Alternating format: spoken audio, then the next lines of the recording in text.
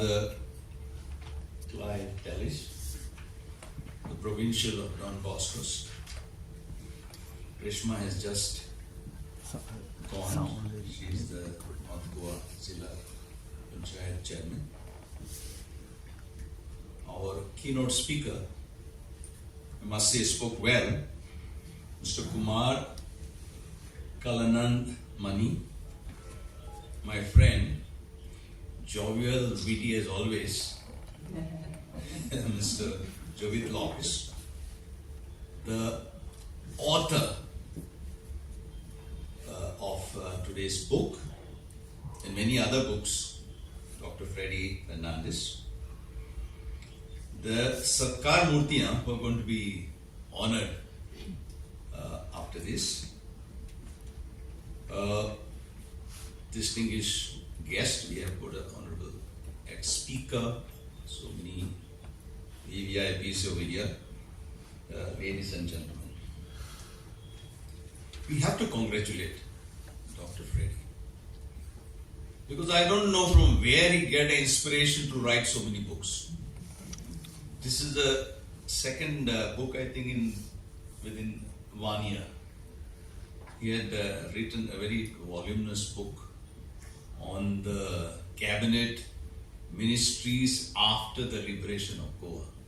It's a very painstaking research job, because public memory is very short, so you have to keep it for the posterity. This is a wonderful book, and I must congratulate him, because he thought of writing this book not today. Regarding Panchayati Raj, he wrote it many years back. He has only now edited and bringing it second time.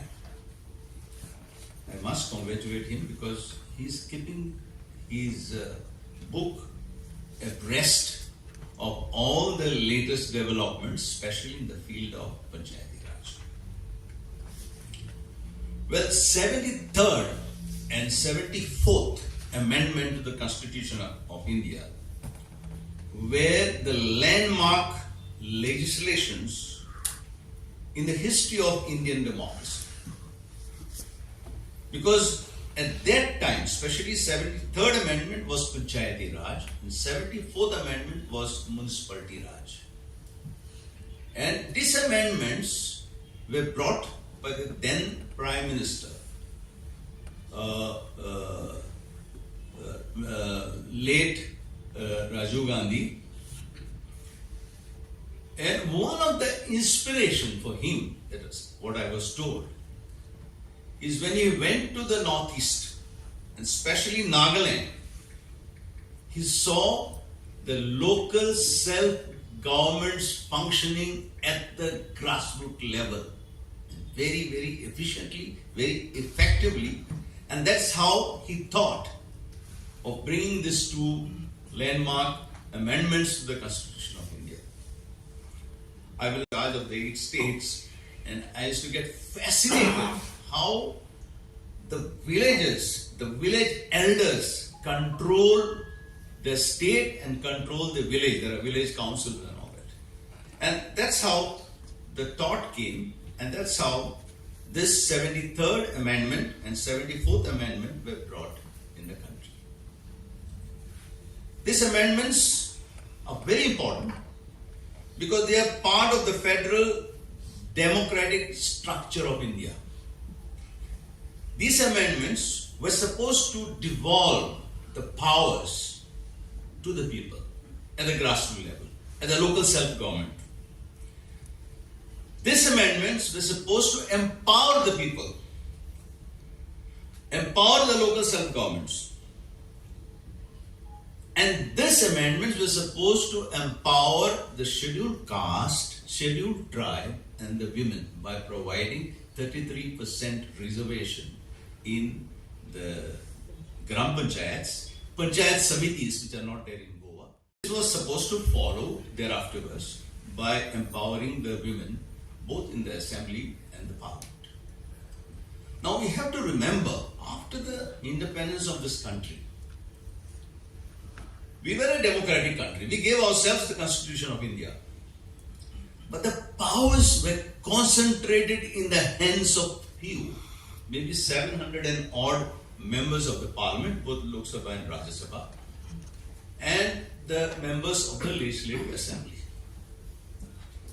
So, Rajiv Gandhi at that time, and he was ably helped by the one who has written forward in your book, Manishankaraya, thought that instead of keeping the power in the hands of the few people, the power should go to every village level.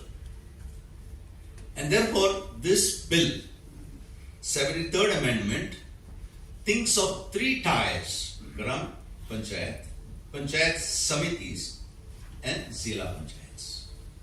However, in Goa, being very small geographically and having a small population, at that time even I thought that Panchayat Samitis would not be very effective, and therefore Gram Panchayats and Zila Panchayats were formed and started.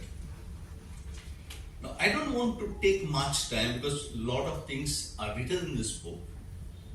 But let me tell you, when I was the Chief Minister for a short time, I had called a meeting of all the sarpanches of the state of Goa and had 5 days conference with the help of Manishankaraya in Goa. He was there for 5 days. And after that, we had taken a decision for devolution of 5 subjects as a token to start with, because as per this 73rd Amendment, I think around 29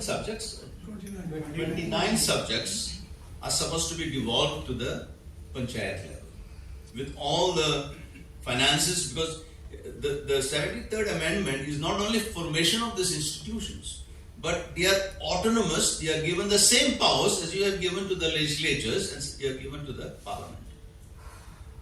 But somehow my government was this, and this was, these 5 subjects were basically primary education, then rural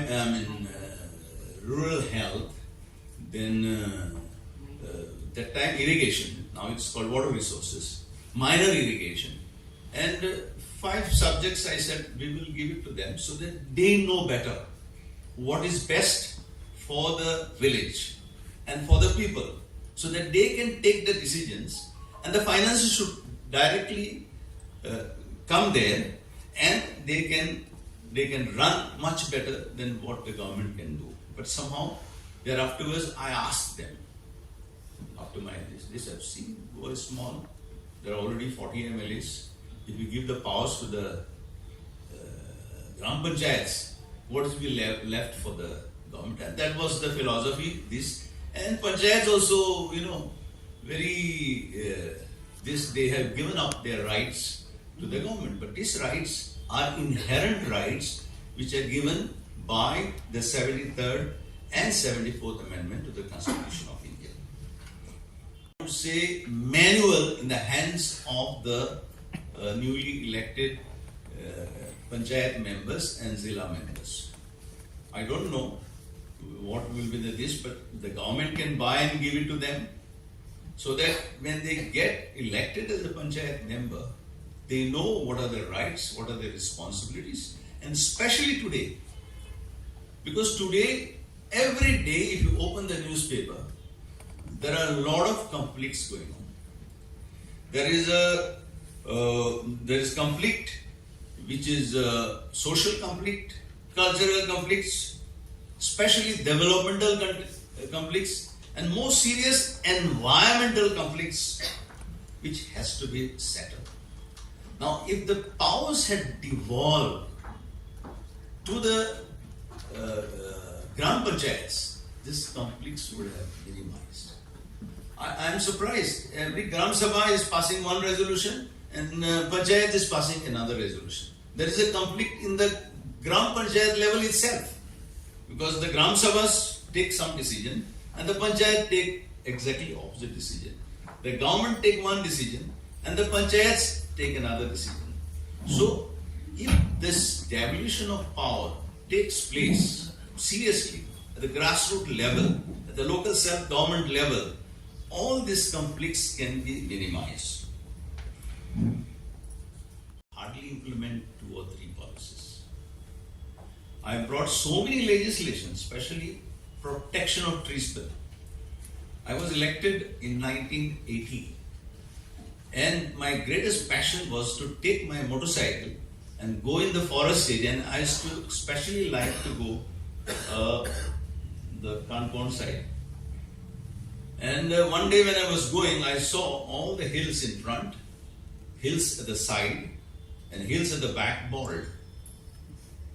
And I was very disappointed. I took a turn, and next day morning I went and met my chief minister. That time Pratap Singh Raoji Rane was the chief minister.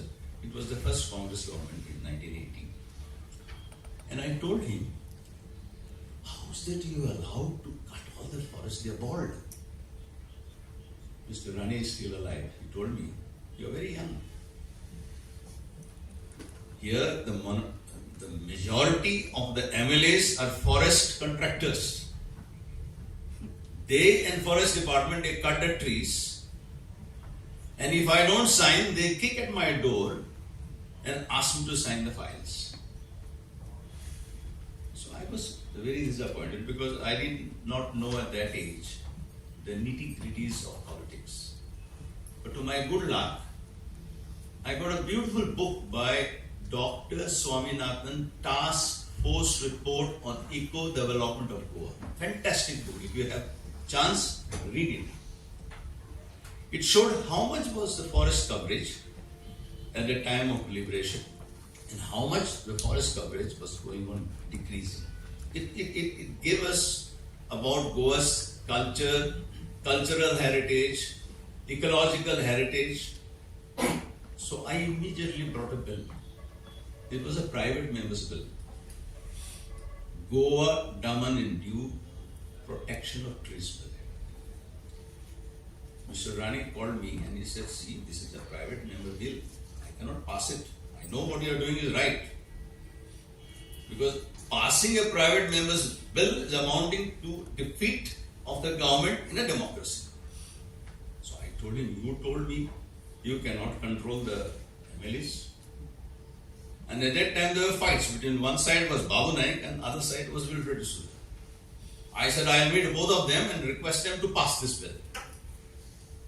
Then as a compromise, he said, okay, I'll send you a bill, Goa Daman and Dew Protection of Trees Bill, to the select committee, and I will bring officially identical bill, also sent to the same select committee, and once the bill is recommended, select committee recommends, that will be the bill of the house. That will be the official bill. And that's how we have got today an act, Goa Daman and Dew Preservation of Trees Act.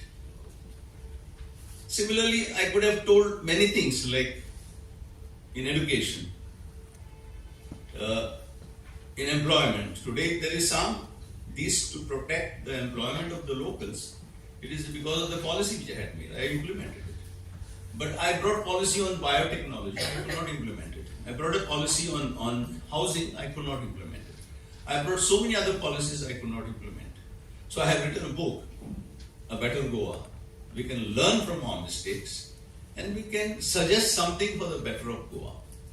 So today we are talking of Dr. Freddy. I don't know from where you get so many inspirations. You require to go on writing on more issues, and there are many issues which are there in the state of Goa. How you can protect your lakes, your forest, your rivers. The rivers are getting polluted. A classic example is here, side of you. And I'm sure with this sort of a writing, you will be able to contribute to the future of Goa and to save our state for the future generations. I thank you for giving me this opportunity of being here today on the release of this book. I hope this book will be made available in all the libraries.